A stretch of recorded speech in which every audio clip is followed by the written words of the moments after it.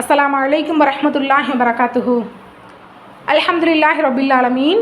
அல்லாஹும்ம ஸல்லி அலா சய்யிதினா முஹம்மது வ அலா ஆலி சய்யிதினா முஹம்மது வ பாரிக் வஸல்லிம்.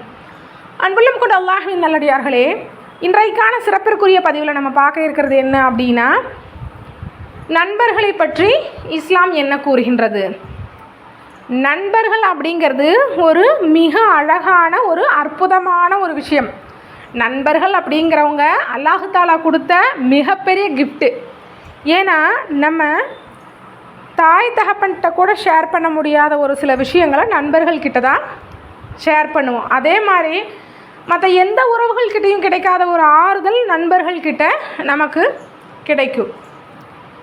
அதாவது ஒரு விஷயம் யார் சொன்னாலும் நம்ம கேட்க மாட்டோம், ஆனால் நம்ம நண்பன் சொன்னால் உடனே நம்ம கேட்போம். அல்லது நம்ம நண்பன் யார் எதை சொன்னாலும் செய்ய மாட்டாங்க, ஆனால் நம்ம சொன்னோம் அப்படின்னா கண்டிப்பாக நமக்காக அந்த விஷயத்தை செய்வாங்க. அந்த அளவுக்கு நட்பு அப்படிங்கிறது ஒரு அல்லாஹ் தாலா கொடுத்த ஒரு மிக அழகான கிஃப்ட்டு. அந்த நண்பர்களை எப்படி தேர்ந்தெடுக்கணும் அப்படின்னா, அல்லாஹ்விற்காக, அதாவது ஒருத்தட்ட நட்பு வைக்கிறோம் அப்படின்னா அல்லாஹ்விற்காக மட்டும்தான் நட்பு வைக்கணும். அது எப்படி அல்லாஹ்விற்காக நட்பு வைக்கிறது அப்படின்னா, இப்போது நம்ம ஒரு நண்பரை தேர்ந்தெடுத்தோம் அப்படின்னா அவங்க இறைவனை ஈமான் கொள்கிறவங்களா இருக்கணும், இறைவனுக்கு அஞ்சி பயந்து வாழ்கிறவங்களா இருக்கணும், இறைவனுக்காக அமல் செய்யக்கூடியவங்களா இருக்கணும், இறைவன் செய்ய சொல்லிய விஷயங்களை செய்யணும், இறைவன் தடுத்த விஷயங்கள்லேருந்து அவங்க தன்னை தடுத்திருக்கணும். அல்லாஹ்வுக்காக மட்டும்தான் ஒருத்தவங்க கிட்ட நட்பு வைக்கணும். நம்ம ஒருத்தவங்க நல்ல நட்பு கிடச்சிச்சு, அவங்க ரொம்ப ஈமான்தாரியாக இருக்காங்க, அவங்க அல்லாஹ் மேலே ரொம்ப பயபக்தியோடு இருக்காங்க, அவங்க அதிகமான அமல் செய்கிறாங்க, அவங்க இறை வழியிலே இருக்கிறாங்க அப்படின்னா அல்ஹம்துலில்லாஹ், அந்த நட்பை நம்ம தொடரலாம். அவங்கக்கிட்ட அல்லாஹ்வுக்காக நம்ம நட்பு வச்சுக்கலாம். ஏன் அப்படின்னா அவங்க இறைவனின் பாதையில் இருக்கிறவங்க. அப்படி இருக்கும்போது நம்மளும் இறைவனுடைய பாதையில் போயிடுவோம். மாறாக ஒருத்தவங்க எந்த ஒரு ஈமானும் இல்லாமல் அல்லாஹ் தாலா மேலே அவங்க ஹராமான விஷயங்களை செஞ்சுட்டு இறைவனுக்கு மாறு செஞ்சுட்டு இருந்தாங்க அப்படின்னா, இப்போ நம்ம இறைவழியில் இருந்தோம் அப்படின்னா அவங்களுக்கு நம்ம சொல்லணும், இறைவழியில் நம்ம போகலாம், இறைவன் தடுத்துள்ள விஷயத்தெல்லாம் செய்யக்கூடாது, இறைவன் சொன்ன விஷயத்தை தான் செய்யணும், இறைவன் மேலே ஈமான் கொள்ளணும் அப்படின்னு சொல்லி அவங்கள தீய குணத்திலிருந்து நல்ல குணத்துக்கு மாற்ற முயற்சி செய்யலாம். அவங்க மாறிட்டாங்க, நம்ம இறை வழியில் சென்றுட்டு இருந்து அவங்க தீய வழியில் இருந்தாலும் நம்ம சொன்னதுனால அவங்க மாறிட்டாங்க அப்படின்னா அல்ஹம்துலில்லாஹ்.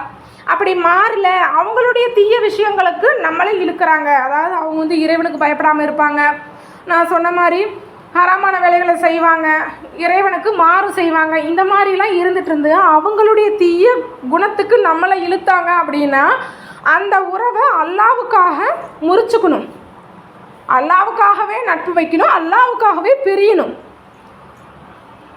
அதாவது நபிகள் நாயகம் ஸல்லல்லாஹு அலைஹி வஸல்லம் அவங்க சொல்கிறாங்க, அல்லாஹ்வுக்காகவே நட்பு வைத்து அல்லாஹ்வுக்காகவே பிரிந்த இருவருக்கு அர்ஷின் நிழலில் இடம் கிடைக்கும். சுபஹானல்லாஹ். அதாவது நம்ம ஒருத்தர் கூட சேர்றதா இருந்தாலும் சரி, ஒருவர் கூட நட்பு வைக்கிறதா இருந்தாலும் சரி, அல்ல ஒருவர்கிட்ட நட்பை பிரிச்சுக்கிறதா இருந்தாலும் சரி, அது இறைவனுக்காக நம்ம செஞ்சோம் அப்படின்னா அவங்களுக்கு அர்ஷின் நிழலில் மறுமை நாளில் இடம் கிடைக்கும் அப்படின்னு சொல்கிறாங்க. இன்னும் நபிகள் நாயகம் ஸல்லல்லாஹு அலைஹி வஸல்லம் அவங்க சொல்கிறாங்க, நல்ல நண்பனின் அடையாளம், அவனை பார்த்தால் அல்லாஹ்வின் ஞாபகம் வரும். நம்ம நண்பனை பார்க்கும்போது அவங்களுக்கு அல்லாஹ் தாலா மேலே இருக்கிற பயபக்திக்கு, அவங்க அல்லாஹ் தாலா வழியில் போகிற அந்த செயலுக்கு அவங்கள பார்க்கும்போதே நமக்கும் அல்லாஹ் தாலாவினுடைய நினைவு வரணும். அப்படிப்பட்ட நண்பராக இருக்கணும் நம்மளுடைய நண்பர். இரண்டாவது, அவனுடன் பேசினால் ஈமான் அதிகரிக்கும். இப்போ நம்ம நண்பர்கள்கிட்ட பேசுகிறோம், நம்ம தேவையில்லாததெல்லாம் பேசுகிறத தவிர்த்துக்கிறது நல்லது. இறைவனை பற்றி மட்டுமே அதிகமாக பேசிட்டு இறைவனை பற்றி மட்டுமே அவங்க நினச்சிட்டு இருக்கக்கூடியவங்களாக இருந்தாங்கன்னா அந்த நண்பர் கூட நம்ம சேர்ந்தோம் அப்படின்னா நம்முடைய ஈமானும் அதிகரிக்கும். ஏன்னா அவங்க அல்லாஹ் தாலாவை பற்றி பேச பேச பேச பேச நமக்கும் அல்லாஹ் தாலா மேலே ஈமான் அதிகரிக்கும். அப்படிப்பட்ட நண்பராக இருக்கணும். மூன்றாவதாக, அவனுடன் உட்கார்ந்தால் அறிவு வளரும். அதாவது தேவையில்லாத விஷயங்களை பேசிட்டு வீண் பேச்சு பேசிட்டு இருக்கிறது ரொம்ப தேவையில்லாதது. அந்த தேவையில்லாததை பேசும்போது நமக்கு வந்து அறிவு வளருமா? வளராது. முடிஞ்சு போன விஷயத்த பேசுறது, அடுத்தவங்களை பற்றி பேசுறது, தேவையில்லாததை பற்றி பேசும்போது நமக்கு அறிவு வளருமா? கண்டிப்பாக நமக்கு அறிவு வளரவே வளராது. ஆனால் அல்லாஹ்வின் பாதையில் போகிறவங்கள்ட்ட உட்காந்து பேசி பார்த்தோம் அப்படின்னா நம்மளுடைய அறிவும் வளரும். ஏன்னா அவங்க அல்லாஹ் தஆலாவை மையமாக வச்சு மட்டும்தான் பேசுவாங்க. அவங்களுடைய பேச்சு தீய பேச்சாகவோ அல்லது தேவையில்லாத பேச்சாகவோ இருக்கவே இருக்காது. ஏன்னா இறைவனுக்கு பயப்படுறவங்க தேவையில்லாத விஷயத்தில் ஈடுபட மாட்டாங்க. தேவையில்லாததை பேசிட்டு தேவையில்லாததை செஞ்சுட்டு இருக்கிறதுல அவங்களுடைய நேரத்தை வீணாக்கவே மாட்டாங்க. அவங்க செய்கிற ஒவ்வொரு செயலும், அவங்க நடந்துக்கிற ஒவ்வொரு முறையுமே வந்து நல்லதாகத்தான் இருக்கும். அதாவது நம்மை மேலும் மேலும் வளர்ச்சி அடையக்கூடியதாகத்தான் இருக்கும். 4வதாக அவனுடைய செயல் மறுமை நாளை நினைவுபடுத்தும். அதாவது நம்ம நண்பன் கூட பேசும்போது மறுமை நாள் நமக்கு நினைவு வரணும். தீயவங்க கிட்ட பேசினா மறுமை நாள் ஞாபகம் வருமா? கண்டிப்பாக வராது. அதுதான் நான் முதல்ல சொன்ன மாதிரி தான். தேவையில்லாத உலக விஷயத்தை பேசிட்டு, பொறாமையை பற்றி பேசிட்டு, கோல் சொல்லிட்டு, இதை பற்றி பேசினா வந்து மறுமையினுடைய சிந்தனை வருமா? வராது.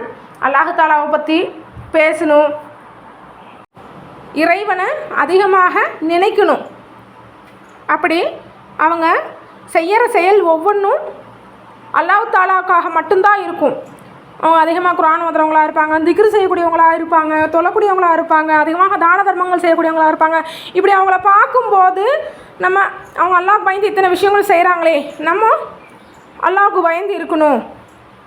நம்முடைய மறுமை நாள் நமக்கு எப்படி இருக்குமோ, அதாவது மறுமைக்கு பின்னாடி வாழ்க்கை நமக்கு எப்படி இருக்குமோ அப்படின்ட்டு சொல்லி மறுமையினுடைய சிந்தனை அவங்கள பார்க்கும்போது நமக்கு தன்னால் வரும். ஏன்னா அவங்க எந்த தேவையில்லாததையுமே செய்ய மாட்டாங்களே, அதனால்.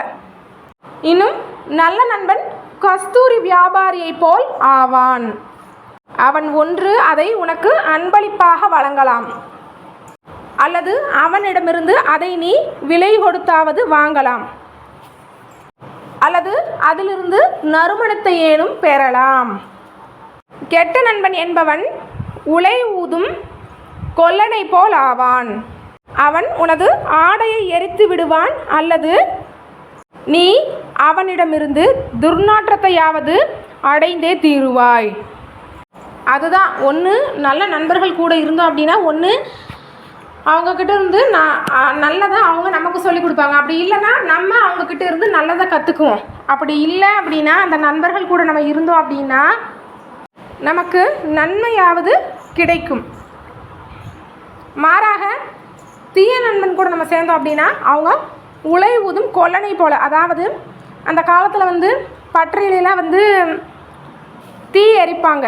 அந்த தீ வந்து அதுக்கு பக்கத்தில் இருந்தோம் அப்படின்னா அந்த தீ வந்து நம்ம மேலே தெரிக்கும். அந்த மாதிரி தான் கெட்ட நண்பன் கூட நம்ம இருந்தோம் அப்படின்னா அவனுடைய கெட்ட விஷயங்கள் கண்டிப்பாக நமக்கும் வரும். அந்த தீய நண்பர்கள், அதாவது இறைவனுக்கு மாற்றமாக நடக்கிறவங்க, அல்லாஹ்வுக்கு மாறு செய்கிறவங்க, அவங்க எவ்வளோதான் அவங்கள்ட்ட நம்ம சொன்னாலும் அவங்க கடைசி வரைக்கும் மாறவே இல்லை, இறைவனுக்கு மாறு செஞ்சிட்ருக்குறாங்க, ஹராமான விஷயங்கள் செஞ்சிட்ருக்குறாங்க, அவங்க தன்னை நல்லவங்களா மாற்றவே மாற்றிக்கிறாங்க அப்படின்னா அந்த நட்பை வந்து நம்ம வந்து பிரிச்சுக்கணும். நம்ம அவங்க கூடயே சேர்ந்துட்டே இருந்தோம்னா அவங்க தீயவங்கன்னு தெரிஞ்சு அவங்க அல்லாஹ்வுக்கு மாறு செய்கிறாங்க அப்படிங்கிறது எல்லாமே தெரிஞ்சு நம்ம அவங்க கூடயே சேர்ந்து இருந்தோம் அப்படின்னா அது நமக்கும் பாவம்தான். நல்ல நண்பன் கஸ்தூரி வியாபாரியை போல் ஆவான், தீய நண்பன் உலை ஊதும் கொல்லனை போல் ஆவான். இதைத்தான் நபிகள் நாயகம் ஸல்லல்லாஹு அலைஹி வஸல்லம் அவங்க சொல்கிறாங்க. அதனால் ஒருத்தர்கிட்ட நட்பு வைங்க. அதாவது நட்பு அப்படிங்கிறது ஒரு புனிதமான விஷயம், அல்ஹம்துலில்லாஹ். இருந்தாலுமே வந்து நல்ல நண்பனாக பார்த்து நட்பு வைங்க. நீங்கள் தீயவங்களாக இருந்தால் கூட அவங்க உங்களை மாற்றிடுவாங்க.